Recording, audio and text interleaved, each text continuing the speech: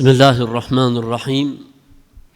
Alhamdulillahi rabbil alamin wa salatu wa salamu ala ashrafil anbiya'i wal mursalin nabiyina Muhammedin wa ala alihi wa sahbihi wa sallama tasliman kathira. Amma ba'd. Me emrin e Allahut të gjithë mëshirshmit, mëshiruesit, Allahun Zotin e vetëm të vërtetë falenderojmë. Vetëm prej Tij ndihmë, mëshirë dhe falje kërkojmë. Mirësitë, bekimet dhe mëshira e Zotit qoftë mbi të dashurin e Tij dhe të dërguarin e Tij Muhammedin sallallahu alaihi wasallam, si dhe mbi të gjithë besimtarët dhe besimtaret që ndjekin dhe pasojnë rrugën e Tij deri në ditën e Kiametit. O Allahu Zot, na afro me Kur'anin. O Allahu Zot, na e mundëso që të jetojmë me Kur'anin. O Allahu Zot, bëje këtë Kur'an pranverë dhe qetësi dhe rahati të zemrave tona. O Allah, Zoti i gjithësisë, këtë Kur'an bëje për ne ndërmjetësues ditën e Kiametit, dëshmues, avokat, ndërmjetësues, ja Rabbel Alamin. O Allah, Zot, me këtë Kur'an na ndriço këtë botë, me këtë Kur'an na ndriço jetën e varrit, me këtë Kur'an na ndriço ditën e Kiametit dhe qoftë ky Kur'an shoqëruesi ynë më i mirë në të gjitha udhëtimet dhe rrugtimet tona. Me shpresën e të madhe Zot do të jemi sërish sot me komentimin e Kur'anit, nuk është se komentimin unë e bëj nga xhepi im, të jeni të sigurt për këtë. Komentimin e bëjmë duke marrë ajetet e tjera që flasin për të njëjtën temë, hadithet që flasin për këtë temë, çfarë është thonë për këtë temë, gjuha arabe etj. Po ne kemi mbledhur fjalët, komentimet që janë bërë edhe i paraqesim së bashku në mënyrë që të përfitojmë. Pra ideja është që të përfitojmë e baza më rëndësishme me cilën njeriu mund të ushqehet, mund të marrë fuqi, mund të marrë forcë, është libri i Zotit, sepse është fjala e Zotit, ka folur Zoti me të, e ku ka më mirë se sa njeriu të orientohet me fjalën e të Madhit Zot. Elhamdulillah. Me shpresën e Zotit do të jemi sot me surën El Adiyat. Suratu El Adiyat flet faktikisht për kuajt të cilat vrapojnë furishëm. Pra nëse ta përkthejmë gjuhën shqipe, surja ose kapitulli i kuajve që vrapojnë furishëm. Çfarë deshi Zoti thot me këtë? A mos vallë Zoti deshi të tregojë se kuajt janë të rëndësishëm për jetën e njerëzit? Kjo është e vërtetë. A mos deshi Zoti të tregojë se kuajt janë të bekuar? Dhe kjo është deri diku e vërtetë. A mos deshi Zoti të tregojë se kuajt janë halal për të ngrënë? Edhe kjo mund të jetë e vërtetë. Po faktikisht surja rreh diku tjetër. Rreh diku tjetër. Flet për kuajt dhe kalon menjëherë nga kuajt tek njeriu. Në disa zona të shqiptarisë, kur duan ta tregojnë njëri të rënd, i thon okali. Pra me kuptimin mushk, ose me kuptimin i trash ose dras. Po faktikisht kjo sure e hedh poshtë këtë gjë. E hedh poshtë. Kali që ka si mas kësaj sure i bekuar besnik. Besnik është i gatshëm ta çojë jetën e tij dëm për hatër të atij që e ka ushqyer, për hatër të atij që e ka mbajt, për hatër të atij që është kujdesur për të. Siç do ta shohim me shpresën e të Madhit Zot. Atëherë një parathënie e shkurtër. Kjo sure ku ka zbritur? Shumica e dietarëve të tefsirit, pothuajse të gjithë, thonë se kjo sure ka zbritur në Mekë. Mirë, po ka dhe një mendim tjetër, sipas disa transmetime, që ka zbritur në Medinë. Dhe faktikisht mund të jetë nga ato sure që është përsërit zbritja e saj si në Mekë në Medinë. Në Mekë për të dhënë mesazh tjetër dhe në Medinë për të dhënë mesazh tjetër, pavarësisht se duket sikur është e njëjta gjë, po e njëjta gjë e përdorur në Mekë ka mesazh tjetër dhe e njëjta gjë e përdorur në Medinë ka mesazh tjetër.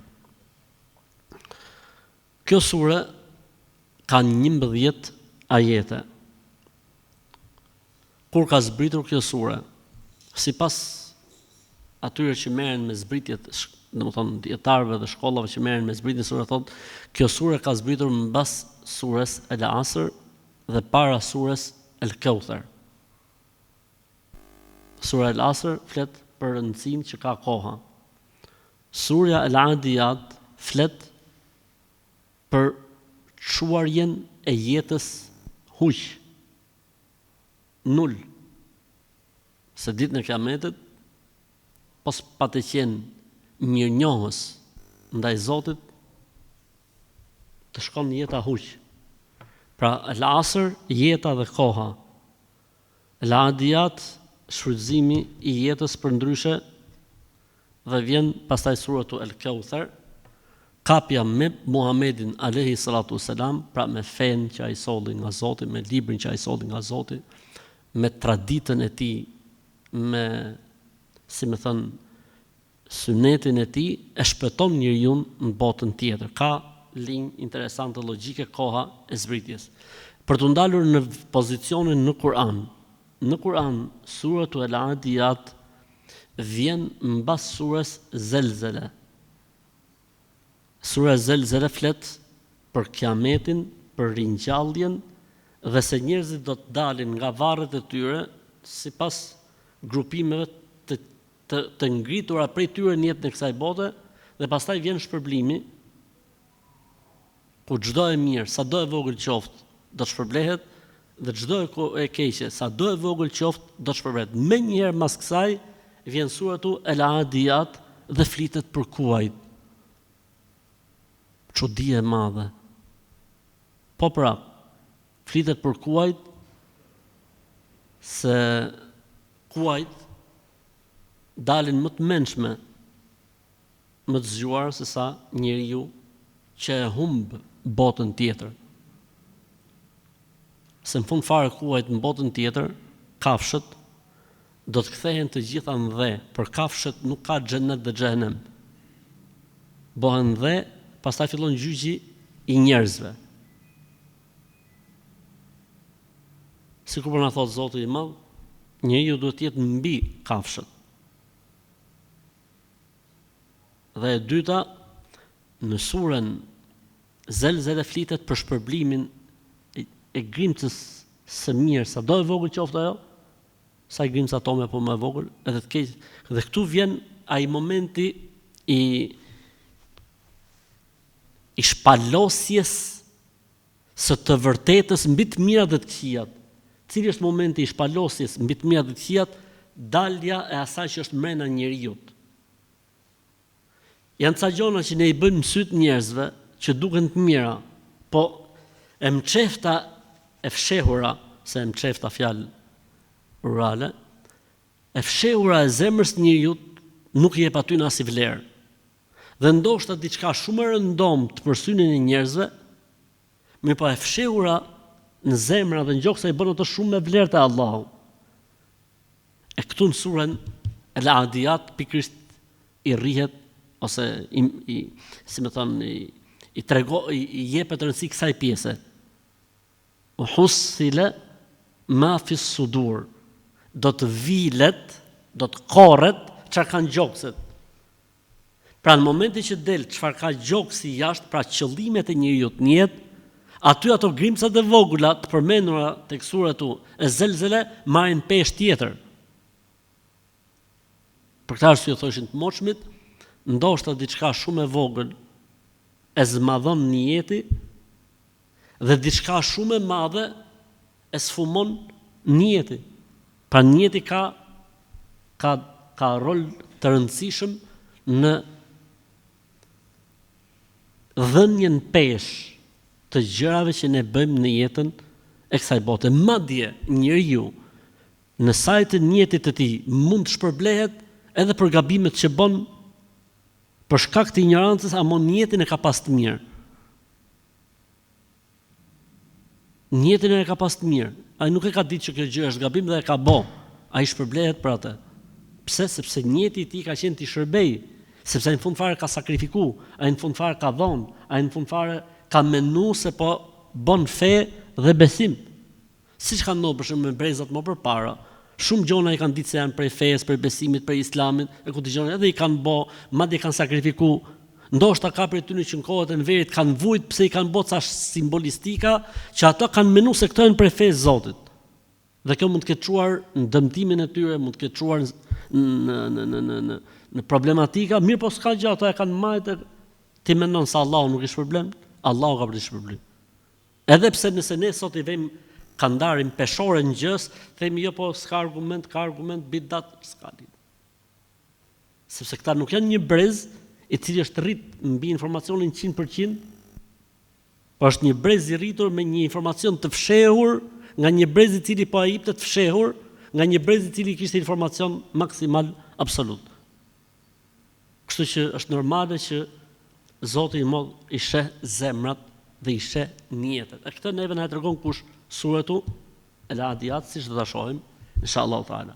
Dhe në Kur'an është vendosur para surës El-Qari'a. Zelzeleja trondit. El-Adiyati ftjellon. El-Qari'a troket. El-Qari'a. El-Qari'a duhet ta zgjojë njeriu. Kush lexon surën El-Qari'a duhet zgjohet. Njësoj si dikujt që i po i bjerë dera, or logjika është që të shkosh dhe të hapësh derën, se po bjerë dera. Edhe kiametit, troket, leximi për kiametin, ngjarjet e kiametit, stacionet e kiametit, zhvillimet e kiametit, faktikisht duhet ta zgjojë njeriu nga gjumi i gafletit, nga gjumi i hutis. Vim tek shkaku përse ka zbrit kjo sure. Nuk është se ka në një transmetim fiks, si me thonë të qartë se ndodhin kjo ngjarje dhe zbriti kjo sure, po ka disa transmetime që përmenden në librat që quhen Esbabun Nuzul, librat e shkaqjeve të zbritjes së ajeteve apo surave të Kuranit, dhe përmendet në këto libra se Ebu Bekri radiallahu ta'ala anhu ka tentuar të çlirojë një vend në kohën e pejgamberit sallallahu alajhi wasallam. Mirë, po nuk pati sukses. Shkoi Omer radiallahu ta'ala në të njëjtin vend, përballi me idhujtarët, nuk pati sukses. Për herë të tretë niset Aliu radiallahu ta'ala anhu. Aliu radiallahu ta'ala anhu u vonua më shumë se sa, do të thonë, ishte normaliteti i të vonuarit për një situatë si kjo e ngjashme. Dhe i dërguar Allahut sallallahu alaihi wasallam shqetësohet, bëhet merak se si mund të jetë gjendja e Aliut dhe e të tjerëve me të. Dhe Allahu xhel xelalu i zbriti surën El-Adiyat. Për këtë arsye thash, shumica pothuajse ixhma ka tek komentatorët e Kuranit se është sura Mekkie. Mirë, po kur shkon ke sebebet e nuzulit gjen edhe diçka tjetër. Për këtë arsye Sheikhul Islam Taimi thotë është medenie, sure medinase. Dhe më saktë është që është e zbritur edhe këtu edhe atje, sepse ka, si më thënë, arsye të fortë për të qenë edhe mekase, duke qenë se gjithë thonë ka zbrit Mekë, po edhe për të qenë medinase, sepse këtu flitet për kuajt e xhihadit. E xhihad në Mekë nuk ka pas. Amo që të flasësh për krahasimin mes kuajve dhe njerëzve në Mekë ishte shumë e përshtatshme. Nëse kuajt bëjnë këtë për të Zotin e tyre dhe rrezikojnë jetën e tyre dhe s'duan t'ia dinë, po ju çfarë po bëni për Zotin dhe çfarë po kërkon Zoti për ju? Asgjë s'po kërkon. Në krahasim me atë që kërkon i Zoti i kalit për i kalit, që është futja në mes të betejës. Dhe kthimi edhe një herë tjetër. Keni parë ju? Futen. Dalin, kthehen prap. Ndoshta të ishte njeriu nuk do të vepronte ashtu. Sa kali është besnik. Kali ditë jetë mirënjohës, ndërsa njeriu është mos mirënjohës. Pra ka logjik zbritja e surës Mekë, po ka edhe logjik zbritja e saj në Medinë, sepse këtu flitet për kuajt të cilat, do të thonë, vërshojnë duke hunguruar, duke tjerë siç ta shohim, inshallah taala, dhe normalisht kjo ndodh vetëm kjo lloj sjellje kuajsh, kjo lloj, le të themi, kjo lloj cilësimi mbi kuajt nuk është vetëm se për kuajt e xhihadit, kuajt e luftës. Po pse e njeh Islamin, pse se njeh luftën? Islami në origjinën e vet njeh paqen. Fa in janahu lis-salmi fajnah laha. Nëse duan paqe, jip dhe bëj paqe. Kjo është origjina në fen tonë. Po, nëse dikush na shpall luftë, absolutisht muslimani nuk e ka kush dëgjon me i faqe këtë i faqen tjetër. Muslimani thotë o të fal ose të përgjigjem njësoj. O të fal si burrë dhe me, mos e përsërit më të kam fal, ec, ose ta kthen njësoj. Po jo që ti kthej faqen tjetër. Kështu që Islami njeh të gjitha gjuhët. Dhe kjo është prej madhështisë dhe bukurisë së kësaj feje që i njeh të gjitha gjuhët. Le të vim tek surja brenda.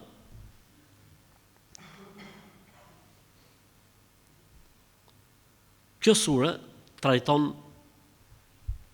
ose se më thon, në boshtin e saj kryesor, kjo sure tregon arsyen madhore ose arsyen më të fortë që i çon njerëzit në mosbesim.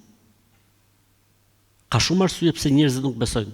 Dikush e ka prej kokës vet, dikush e ka prej inatit, dikush e ka prej smirës, dikush e ka prej dëshirës që mos më prish traditën e trashëguar, dikush se u mbet postin dhe pushtetin, dikush tjetër e ka se u mbet pozicionin shoqëror, dikush tjetër ka se u mbet pozicionin fetar, dikush tjetër ka se u mbet apo mendon se futja në fe dhe në besim do t'i pengojë atij furnizimin, pasurinë. Kjo sure e tregon këtë gjë, sepse çka ka ndodhur? Ka qenë sprova e Zotit për njerëzit mbar në raport me profetët në përgjithësi, se kush besonte ishte shtresë e ulët e shoqërisë. Pra nuk është se bëheshin musliman aristokratët, ministrat, mbretërit, perandorët, apo kryetarët e fisëve. Bëheshin ato më të dobtit, më të varfrit, më të kputmit. Për këtë arsye i thot populli i Nuhut alayhi salatu wassalam, largoj ata. Po ja kanë thonë të njëjtën gjë pejgamberit sallallahu alaihi wasallam. Ja kanë thonë Shuaibit.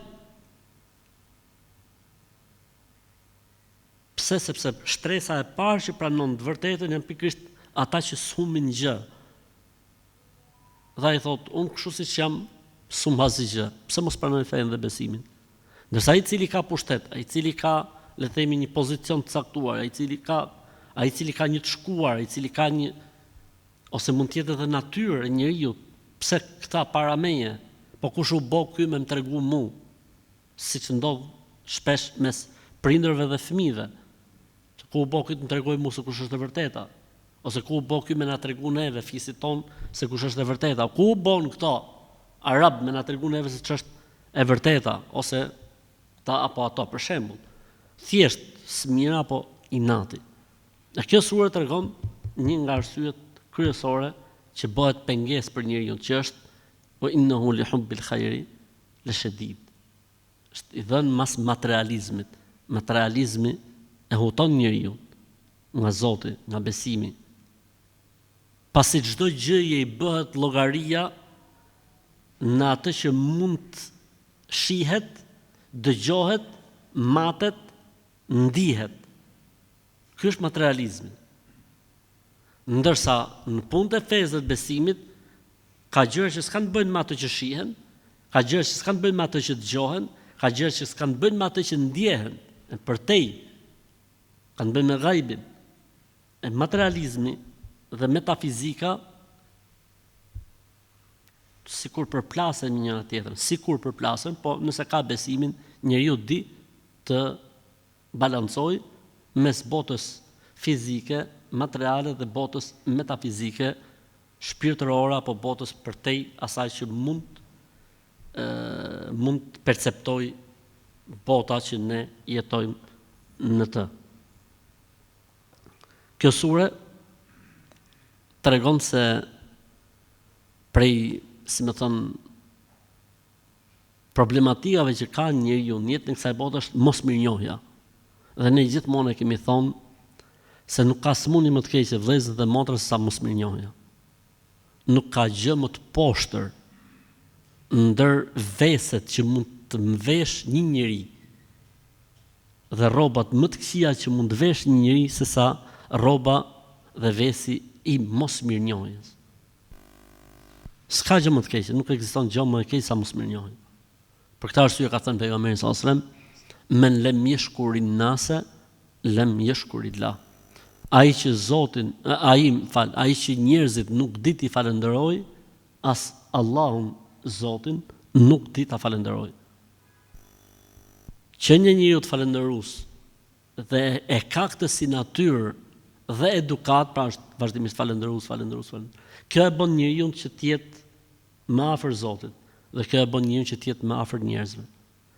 Nuk ka sens që të jetë njeri të besojë se ka i Zot dhe është krijuesi i gjithçkaje dhe mos të jetë mirënjohës përballë këtij Zoti, përballë gjithë këtyre mirësive dhe begative që i ka fal Zoti njeriu në veçantë dhe njerëzimit në tërësi, duke bërë gjithçka që të jetë në shërbim të njeriu. Kjo sure rreh në rëndësinë që ka përmirësimi i gjokseve, jo thjesht i zemrave. Këtu çfarë tha? Hussila ma fi sudur, dhe do të korret çfarë është në gjokse. Në përgjithësi flitet për zemrën, kurse këtu tha gjokse, që do të thotë bërthama është zemra, ama faktikisht ndjeshmëria është komplet në brendësinë e njeriu. Për këtë arsye e gjen njeriu i cili ka problematika që nuk ka problem vetëm zemra e tij, por problemi i tij shfaqet në tensionin e tij, problemi i tij shfaqet në diabetin e tij, problemi i tij shfaqet në sistemin neurologjik.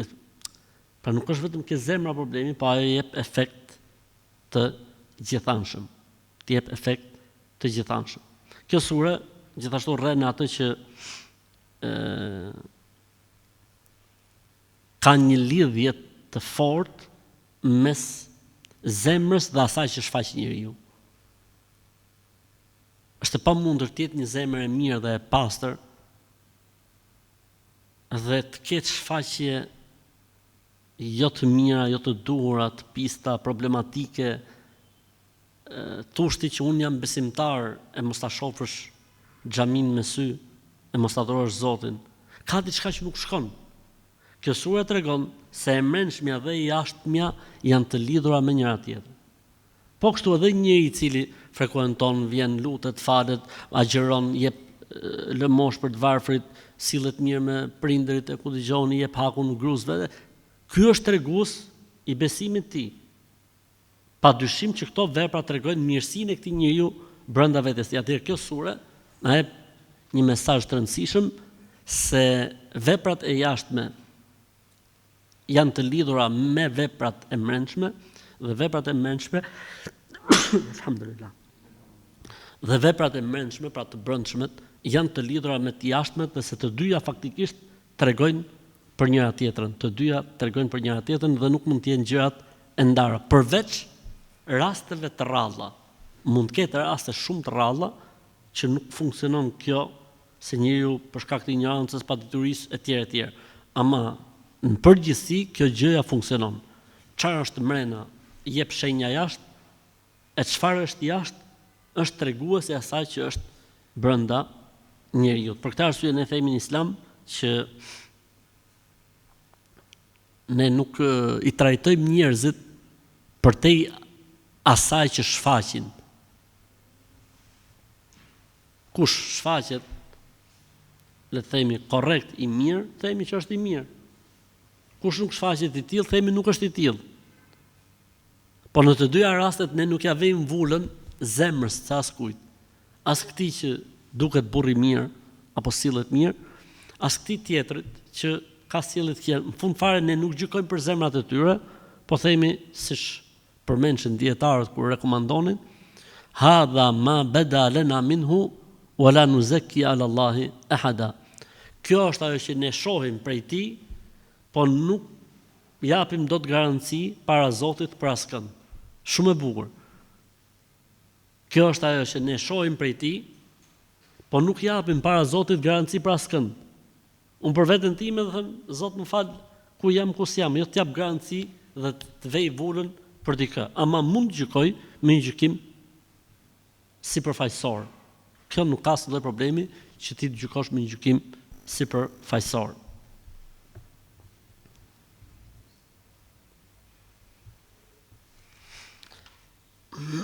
Për të ndalur inshallah taala, atë kjo ishte domethënë kurrë surja për të parë pak renditjen e surës. Si fillim, surja flet për kuajt, të cilat janë të angazhuara në luftë dhe rreziqet që ato marrin përsipër. Menjëherë kemi betim, betohem, pastaj vjen përgjigja. S'ka dyshim se pra betohem 5 ajetet e para, se njeriu është mosmirnjohës. Lidhja është shumë interesante. Pra flet për kuajt dhe sakrificën e kuajve në emër të edukatorit dhe kujdestarit të tyre, pastaj menjëherë thot se njeriu është mosmirnjohës. Prandaj thoshin të moçmit, nëse nuk gjen falënderim dhe mirënjohje prej dikujt, mos u ndje fort keq. Pse? Po Zoti thot, ndaj Zotit nuk janë mirënjohës ashtu siç duhet njerëzit. Nëse ndaj Zotit nuk janë mirënjohës, çfarë pretime pas mirënjohje ndaj teje? Tjetra, më mirë nganjëherë kur nuk janë mirënjohës, sepse e merr shpërblimin më të pastër dhe më të kulluar tek Zoti. Thoshin, pra, të parët tanë, Allahu e sprovon njeriu që i bën mirë dikujt me mos përgjigjen pozitive apo me mos mirënjohjen e personit që i është bërë e mira. 2 arsye. 1, Allahu shef sinqeritetin ton. A kemi po për hatër Zot apo kemi po për të falëndëruar, për të lavdëruar, për të na e ditë për nerë. Dhe e dyta, nuk ka dyshim se shpërblimi është shumë më i madh dhe më i plot kur njeriu nuk merr mirënjohje ndaj atyre që ju bën mirë. Për këtë arsye kur foli Allahu xhella xhelalu në surën El-Insan për njeriu i cili do të shpërblehet ditën e Kiametit, çfarë tha? Inna ma nut'imukum liwajhillahi la nuridu minkum jazaan wala shukura. Inna nakhafu min rabbina yawman abusan qamtarira fawaqahumullahu sharra dhalika al-yawm wa laqahum nadratan wa surura wa jazahum bima sabaru jannatan wa harira. Ju ushqejmë juve për hatër të Zotit dhe nuk duam për jush as shpërblim as falënderim. E bëjmë këtë gjë që Zoti na ruaj prej dënimit në ditën e vështirë të Kiametit. Dhe me të vërtetë, vjen ajeti tjetër, Allahu i shpërbleu me mirësi dhe gëzim dhe i ruajti Zoti nga dënimi dhe i shpërbleu me xhenet të ndriçuar dhe me rroba mëndafshi dhe pëlhura mëndafshi ku jetojnë të lumtur. Pra, ideja e kujt? Ideja e të qenit të njeriu mirënjohës apo mos mirënjohës, nganjëherë kur s'ka mirënjohje, më mirë. Që mos të mosh asnjë gjë në këtë botë. Po faktikisht njeriu e do atë mirënjohjen. Është e vërtetë, është e natyrshme që njeriu e do mirënjohjen, po s'duhet ta kërkoj. As duhet ta dëshiroj. Është e natyrshme. Për këtë arsye thon, nëse dikush të falënderon për një të mirë, ji për të mirënjohës edhe ti, prap për zyti. Dhe nëse dikush të shpërblen për një të mirë, ji mirënjohës për atë shpërblim. Dhe mas saj vjen arsyeja kryesore pse njerëzit nuk janë fort mirënjohës ndaj Zotit të tyre. Hutimi dhe kapja mbas dynjas. Pastaj vjen ajeti tjetër ku Zoti tregon se e gjithë kjo nuk ka asnjë lloj vlere. Çado që të arrijë njeriu në këtë botë, prej dynjas dhe prej të mirave materiale, në fund fare po u fut në varr, nuk ka asnjë lloj vlere. Më thoni mua një që i ka marrë e ka marrë dhomën e gjumit me vete, apo kuzhinën me vete, apo paret me vete. Edhe nëse i ka marrë nuk i bëjnë dobi. Pra quhet, edhe si kur ti marrin me vete, quhet se kanë mbet në këtë botë. Pse? Sepse ai s'ka rrugë tjetër vetëm se dekompozimin dhe shkrirjen dhe tretjen. Atë s'ka asnjë lloj vlere. Prandaj mos e bëj dynjan sebeb që të hutoj nga mirënjohja dhe falënderimi ndaj Zotit, sepse ke për ta lënë këtu i ditë. Dhe ke Zoti nuk shkon me asgjë nga këto gjërat e kësaj bote përveç se me veprat e mira, të cilat kanë një kusht. Duhet të jenë me qëllimin dhe me niyetin e mirë. Se po nuk qenë me qëllimin dhe me niyetin e mirë, prap është lodhje bosh. Çfarë thot Zoti në Kur'an? Hal ataka hadithul ghashiya wujuhun yawma idhin khashi'a amilatun nasiba tasla naran hamia.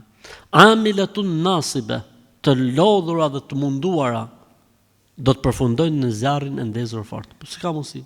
Janë lodhë, janë mundu. Pse e kanë bë? Përse e kanë bërë? A e kanë bërë siç duhet?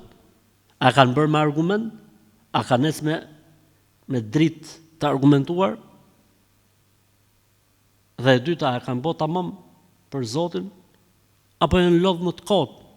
O vëllezër, po ti shohësh disa, le të themi, nga pasuesit e feve dhe besimeve të tjera, ka në disa situata të atyre lodhje e mundim të pa imagjinueshëm.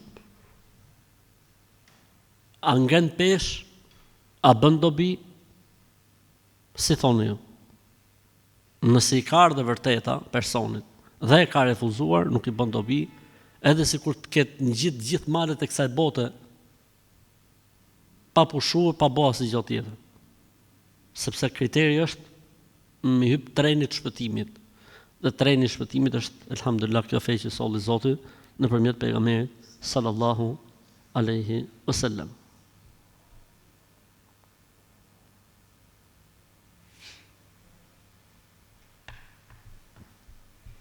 Vim tek surja, pra kjo ishte një vështrim për shtatshmërie mes ajeteve, dhe vim tek surja, tek ajeti i parë i surës El Adiyat.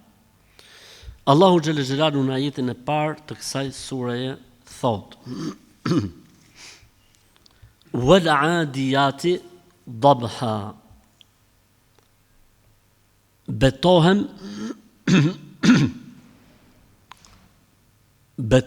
në kuajt që vërshojnë duke hungëritur. A i thonë se zhurmës kalit hungëritje. El adiyat, kuaj që vërshojnë në mëngjes herët. Përse është përmend ky detaj? Gjëja më e vështirë për njeriu për zhvilluar aktivitet kur është mëngjes herët, sa kali se ka problem. Nëse i thot i Zoti vet. Njeriu e ka problem. Dhe i rëndohet, edhe pse i ka thonë kush? Zoti i vet. Edhe shif si i cilëson Allahu kuajt, betohem në kuaj që vërshojnë në mëngjes herët duke hungëritur.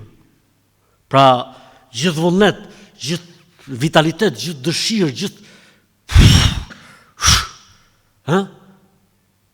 Kurse në njëri për nesh, kur qohet për Allahu mëngjes, i si myll, i sy qel. I herë hap njënin, i herë hap tjetrin. Duhet me e zgju 48 herë që të zgjohet 49-ën.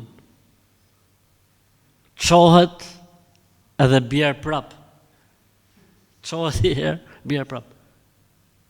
Kurse ai vetëm kur i thot put. I hap ato. Hiç pa i fol fare. Neve na flet celulari, neve na bjerë zilja, neve na bjerë telefoni, neve na bjerë mami dhe babi ke dera, e zgjohet gjithë shtëpia, e zgjon ndoshta ato të vegjëlit prej zhurmës që po bëjnë këto, që çohen, ndërkohë që avdallat që janë akoma në moshën e zhvillimit hormonal ose të revolucionit hormonal rrin mendohen 7 herë, 8 herë derisa të çohen. Pra është interesant detaj që përmend Allahu. Është interesant. O vëllezër, nuk ka detaj në Kur'an që përmendet pa mesazh mbrenda. Nuk ka detaj që përmendet në Kur'an pa mesazh mbrenda. Dhe l'adiyati dhabhan është kuajt të cilat vërshojnë duke u ngritur në mëngjes herët. Sepse zakonisht kur bëhen sulmet ndrek apo masdite, në përgjithësi funksionon mëngjesi herët.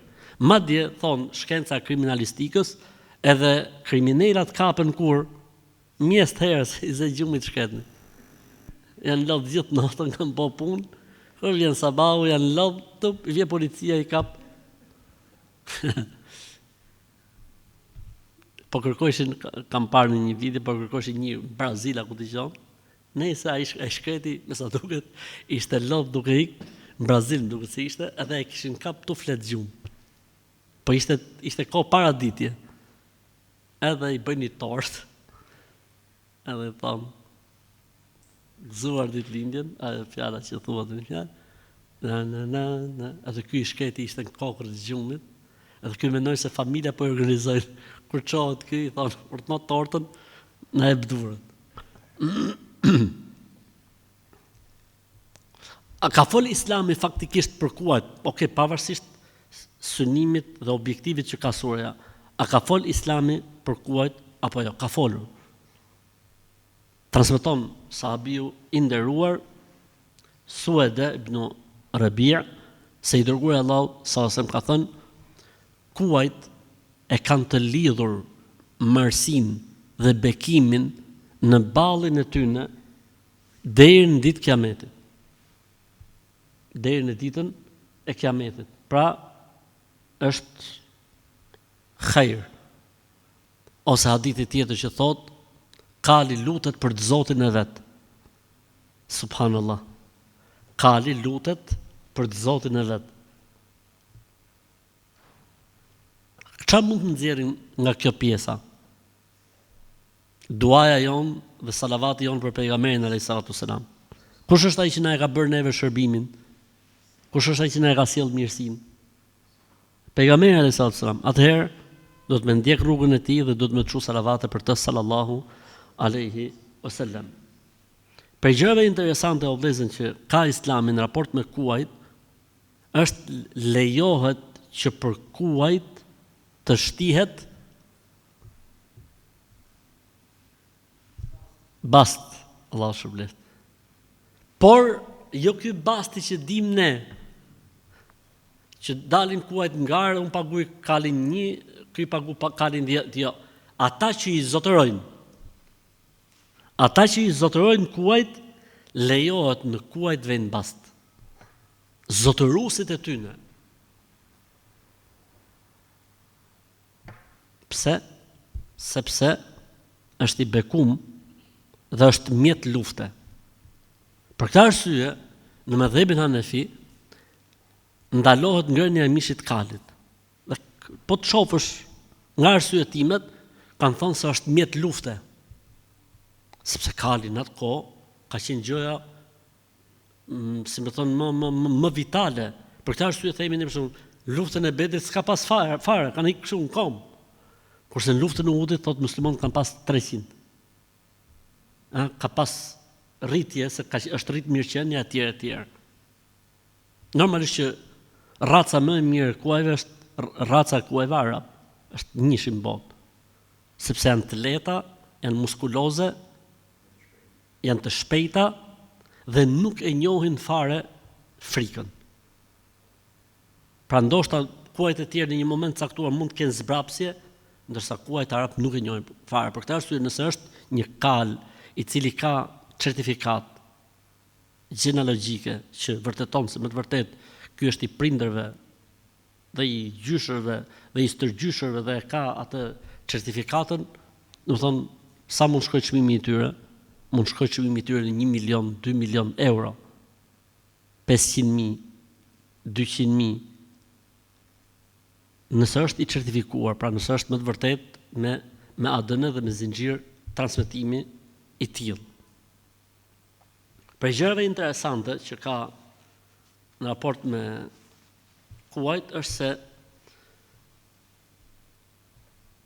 pejgamberi sallallahu alaihi wasallam, domethënë, ka ditur ta kalëroj kalin dhe ka nxitur muslimanët për hipizëm.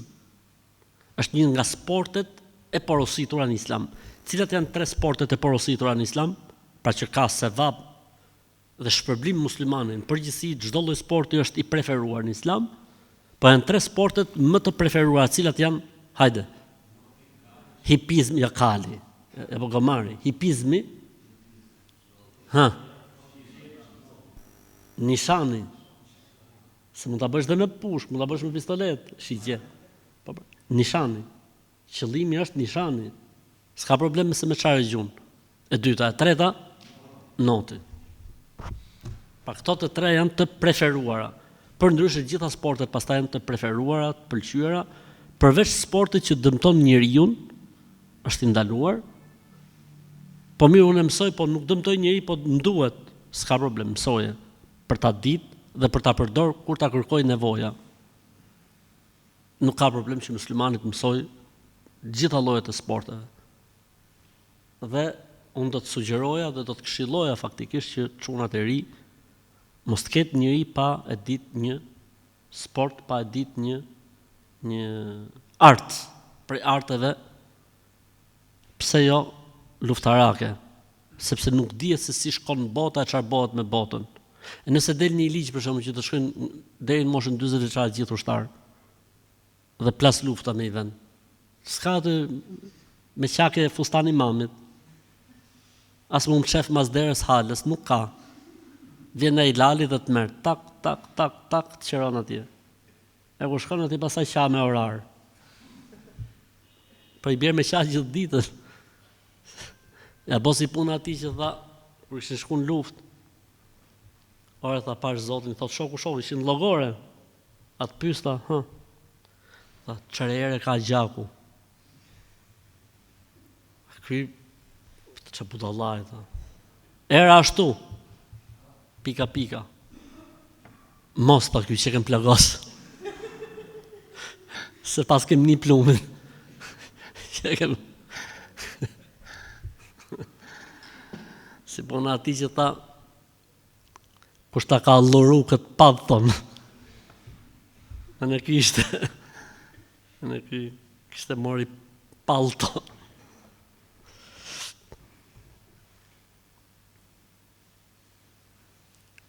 Thonë dietarët e komentit të Kuranit, është betuar Zoti thot në Kuwait, sepse Kuwait kanë sinqeritet ndaj pronarëve të tyre, pra rritësve të tyre, kanë një bindje të mahnitshme ndaj të zotëve të tyre dhe kanë thot një indibat, janë shumë korrekte. Janë shumë korrekte, janë shumë faktikisht këto kërkohen tek njeriu. Kërkohet tek njeriu të jetë i sinqert, kërkohet tek njeriu të jetë i bindur ndaj krijuesit flasim gjithmonë dhe kërkohet për njeriu që të jetë korrekt. Për këtë arsye o vëllezër, pejgamberët e Zotit në përgjithësi kanë pas dash Kuwait fort. A na ka përmend Allahu neve një histori të bukur të një pejgamberi në Kur'an? Cili është ai pejgamber? Sulejmani alayhis salam. Aq shumë i dashuronte Kuwait, aq shumë mahnitej mas Kuwait, saqë duke kujdes për Kuwait, një ditë i ka ik namazi i kindis. Aq shumë është mërzit që i ka ik namazi, saqë i ka therë të gjithë. Ka thonë, këto mund të mutojnë nga Zoti. Tani lind pyetja, po pse i theri, çfarë fan kishin Kuwait? Leja të mohabet tani se i kanë bërë ushqim për ushtarët, mos e vrit mendin për atë pjesë. Si që është tek. E mos të harrojmë, alejot mishi i kadit në Islam, kemi thonë ka 2 menime. Menimi i xhumhurit, pra i shumicës është që lejohet në asnjë lloj problemi.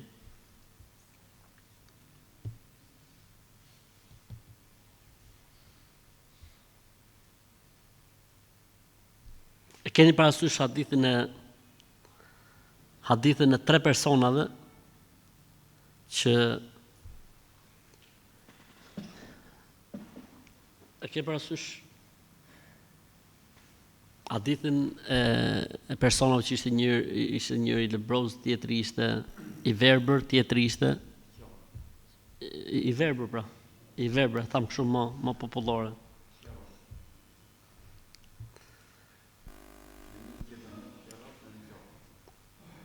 Po. Tregohet se njëri prej të parëve tanë ka kalu pranë një njeriu i cili ishte me lebroz, qeros, i verbër, edhe i paralizuar, se këtë tani bëra lidhjen. Kur ka kalu pranë ti, ju ka dhimbs, normal. Është normale. Të shofsh një me diçka dhimbset. I ka thonë ky i sprovuar i këtij që ishte sakllam. I ka thonë po të vjen keq për mu. I ka thonë po. Ka thonë gjë. Më ka dhënë Allahu një zemër falëndëruese, një gjuhë përmendse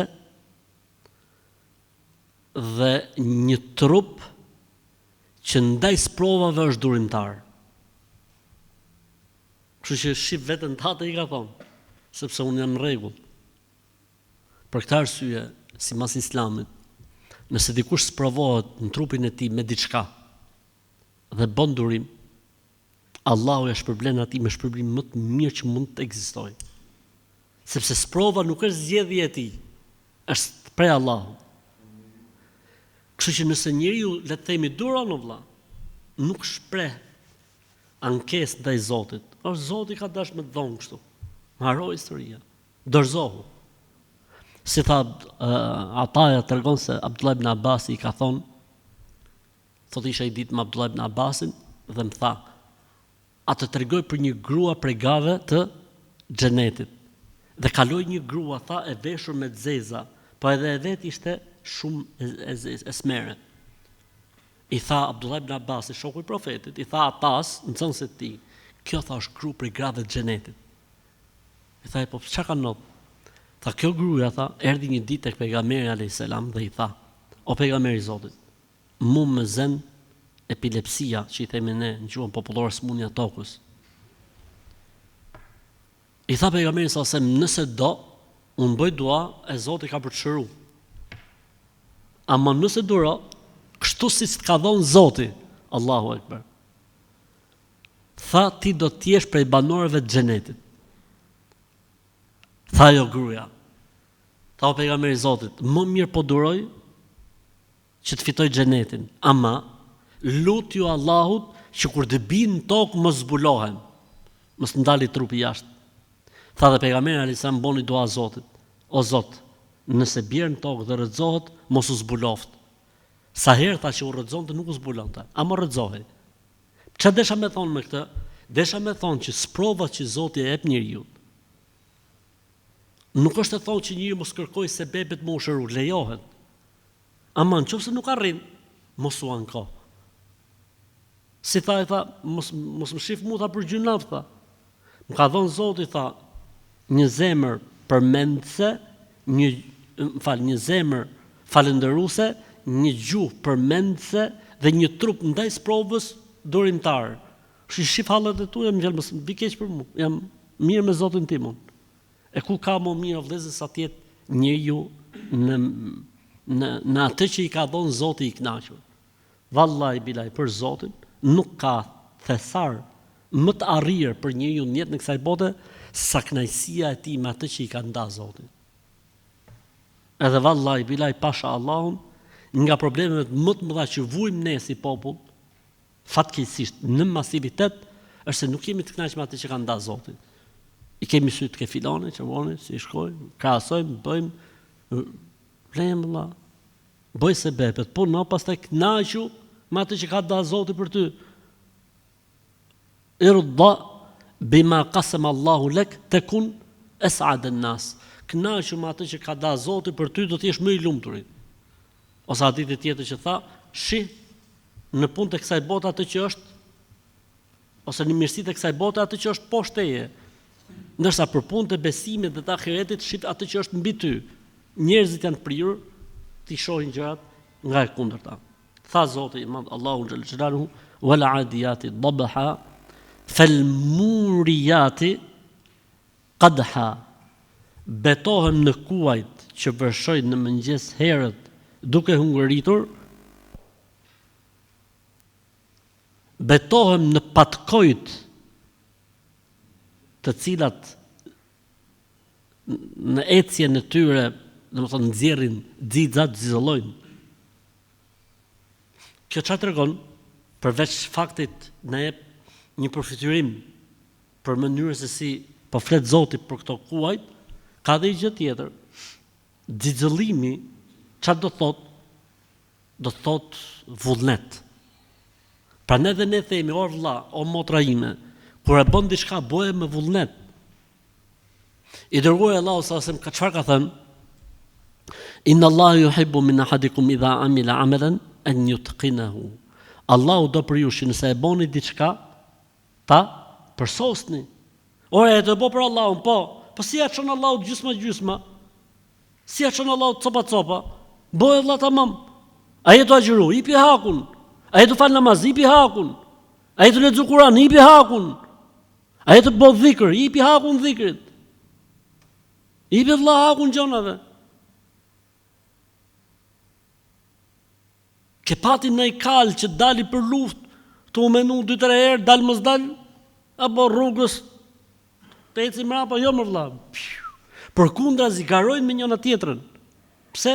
Kusht arri për para?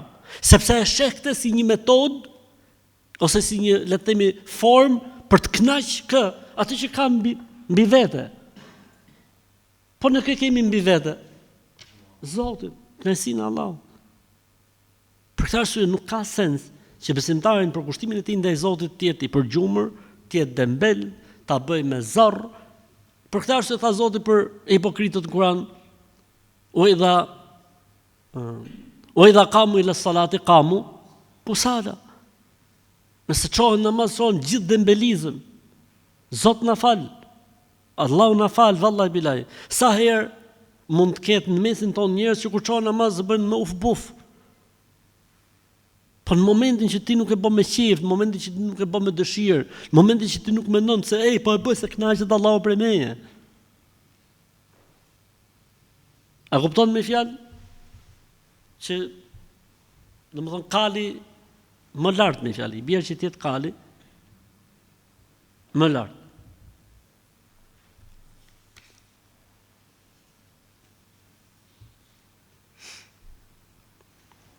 والعاديات ضبحا فالموريات قدحا فالمغيرات صبحا. E ka bërë më të qartë garueset ose vrapueset, si ta themi për kuajt, kur kalorojnë, kur ecin në turm, si quhet?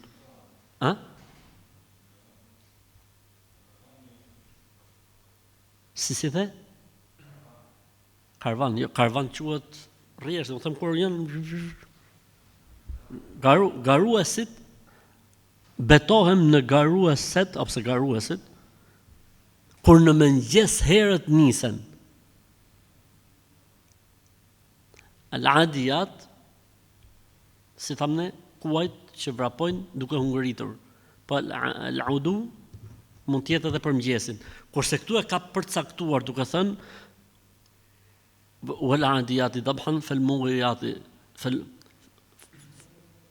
والعاديات ضبحا فالمغيرات فالموريات قدحا فالمغيرات صبحا. Betohem në kuajt të cilat garojnë në mëngjes herët, pra dalin furishëm, dalin duke vrapuar, mughirat subhan, në mëngjes herët. Në mëngjes herët. Kur fillon marsia, kur është bekimi, O vëllezër, nëse njëri e fillon jetën e tij nga ora 8, 9, nga ora 10, nga ora 11, Allahu alema ka bekim punë. Po se janë ca njerëz për shembull, po ti mos u kap me X-in, Y-in dhe Z-ën, që numërohen me gishtat e dorës. Se edhe ai po ta shofësh jetën e tij, kur e ka nis jetën e tij, e ka nis jetën e tij qysh mëngjes herët. Kur e ka filluar jetën ai që tani çohet në drek për shembull nga këto që shep ti, ai kur e ka nis jetën e tij, e ka nis në pikë mjesit. Ka vujt në rinin e tij. Qysh mëngjes herët. Dhe pejgamberi sa më tha, bekimi për këtë ymet është në mëngjesin herët. Për këtë arsye është mirë në Islam që njeriu të flej herët, pra do të thotë mas jacie, e të çohet herët që ta filloj ditën me mëngjes. Fal sabahun, Kur'an, dhikr, mësimet, puna, shkolla, çdo gjë. Nuk ka bërë Zoti kot namazin sabahut të tillë. Edhe sidomos tani ndihmë për shembull që e ke situatën aq mirë, domethënë del koha për të gjitha. Për të hongër, për të pi, për të nejt, për gjitha, për të marrë punë edhe me gruan 2-3 herë natën, në zonë natë gjatë shoqër Zotit, dimër e sabi. Edhe pastaj për të çuar edhe për namaz natë, pastaj për të çuar edhe për sabah, për të gjitha ke kohë. Edhe prapa ankohesh, po njeriu nuk i gjet termometri. Do të më la dhon vallaj për Zotin.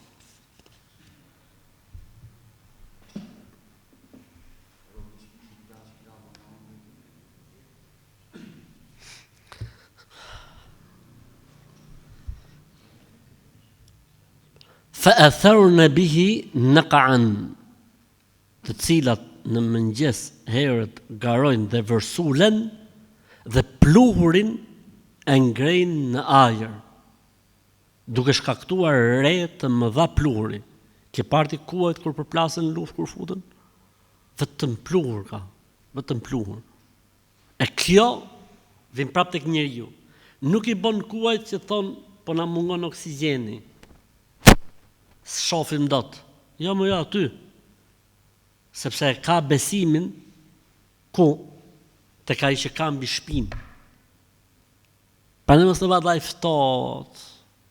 Mos e dalim xhamin e vlla. Subhanallah. E ke parti atë burrin 80 vjeçar i verbër, kishte lidh një litar nga shtëpia deri te xhamia dhe este me litar që mos të iki namazin. I tha pejgamberi sa se një të verbri, i tha pejgamberi Zot, a kam unë obligim më fal me xhamat? Tha jo.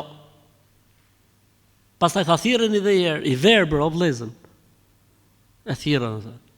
Tha e dëgjon ezanin, bëhet fjala dëgjon ezanin me gojë, jo me dëgjon ezanin me të përlant. Tha po e dëgjoj, tha atëherë hajde. I verbër dhe nuk i dha tolerant.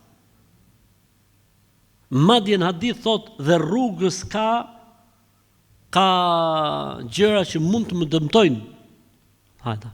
Sepse ai normalisht kishte shoqëruese, nuk do të ndalemi si ishte, po ideja kush është, mesazhi i cili është? Mesazhi është që nuk më thosh ti ka pluhur. S'than kuajt ka pluhur. Ti pse thua është ftohtë? Pse thua është shi? Pse thua ka erë? Pse thua, nuk është arsye për Zotin e madh, nuk është arsye, vallahi bilaj. Pasha Allahun, jemi një mirësi të madhe që nuk ja dim vlerën. Vallahi nuk ja dim vlerën për Zotin e madh. I ke parë vëllezërit tonë si falen te në Gaza? Xhamia është gjysë e shembur, ai shkon fal xhuman atje, falin namazet atje sikur s'ka ndodhur asgjë. E ti s'ke asnjë lloj problemi, asnjë lloj shqetësimi. Jo po se shohem, jo, i thash njërit i natë, thash po takohemi për sabah. Tha po na doli gjumi. Tamam. Ai është tamam me drejt fare. Tamam. Po na doli gjumi, thon rregull. Po ky pra jemi ne sot, a kupton? Ky jemi ne sot. Që namazi më i dobët në xhami është namazi sabahut. Se për namazet tjera mashallah kanë punë, edhe vinë edhe e falen, alhamdulillah. Namazi sabahut është namazi më i dobët. Nuk po flas këtu, po flas në përgjithësi. Jo vetëm Shqipëri, por në përgjithësi është namazi më i dobët. Pse se njerëzit shohin rahatin, shohin shtëpinë, aty janë fal sabahun, siç është aty. Ku ka fal sabahun me karate, me kung fu, shkon ke krevati, rras gjumit aty. Në bëhen punë të lëmsh pastaj.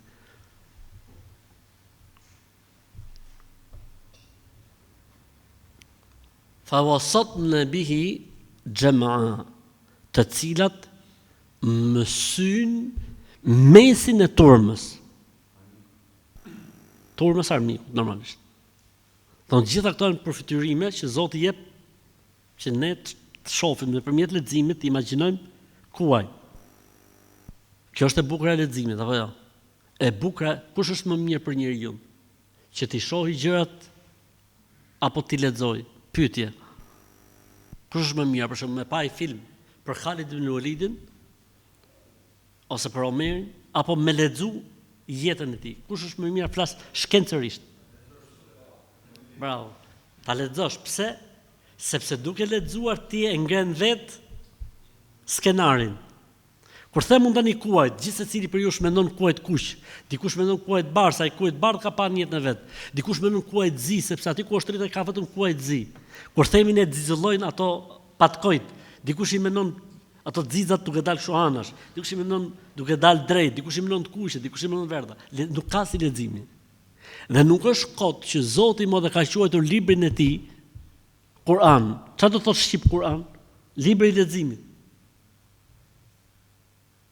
Një mesazh tjetër indirekt që s'ka si lexim, nuk ka si lexim. Dhe këtë faktikisht e kam marrë prej dikujt, nuk është se është zbulimi im.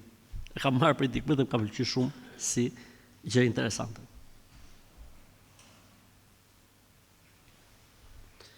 Ka një hadith shumë interesant o vëllezër për dashurinë, se unë e thash pak më përpara pa pas kam harruar ta përmend. Ka një hadith shumë interesant për dashurinë që ka pas pejgamberi sa për kuajt, se unë e thash, por nuk solla argumentin. Nuk ka pas tot gjë më të dashur për pejgamberin sa nga kjo botë, mbas grave dhe parfumit, se sa kuajt. Dhe unë njoh njerëz të merrsisht të dashuruar me kuajt. Të merrsisht, i duan shumë kuajt. Edhe me të vërtetë vëllezër, kush merret me kuaj, kush, domethënë, i krijon Allahu xhel xhal një lloj afrimiteti, një lloj dashnie, një lloj asfeksioni ndaj kuajve të çuditshme. Shkurt e sapi është gjë e bekuar. Atë këto janë ajetet e para të surës Al-Adiyat. Pra, wal-adiyati dhabha, fal-muriyati qadha, fal-mughirati subha, fa-atharna bihi naq'a, fa-wasatna bihi jama'a. Betohem në kuajt të cilat vrapojnë duke hungëruar, duke hungëritur. Pastaj l'adiyat dhabha fal-muriyati qadha, betohem në kuajt që kur vrapojnë, patkojt e tyre nxjerrin xita, xixollojnë. Pastaj betohem në kuajt të cilat vrapojnë, pra bëhet fjalë gjithmonë për luftë, në mëngjes herët në agim, herët sulmojnë, në mëngjes herët. Në kuajt, betohem në kuajt të cilat kur vrapojnë, ngrejnë pluhurin në ajër, betohem në kuajt të cilat depërtojnë në mesin e turmës armike. Okej. Pra, është betu Zoti sa herë? 5 herë. Përgjigja ku është? Vjen ajeti me një herë. Innal insana li rabbihi lakanun. Betohem, se njeriu ndaj Zotit është mosmirnjohës. Dhe këtu ne do të ndalojmë, inshallah taala, për të ndalur në këtë ajet dhe ajetin që vjen më pas në mësimin e radhës me shpresën e të madhe të Zotit.